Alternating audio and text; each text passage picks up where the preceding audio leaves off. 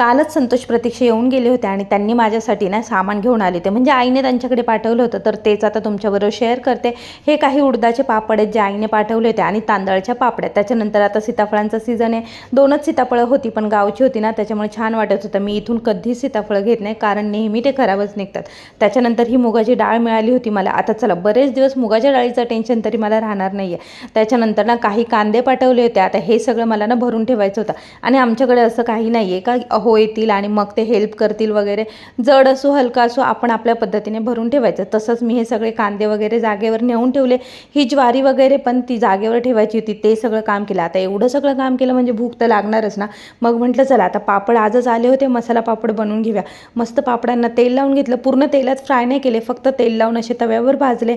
कांदा tomato cut करून टाकला, थोडासा वरून मसाला घातला आणि भरपूर सारी एक शेव घातली, जिच्यामुळे ना पापडाला खूप छान टेस्ट येते। मस्त पापड एन्जॉय करतो आम्ही। तोपर्यंत व्हिडिओ आवडला असेल तर do like share subscribe bye.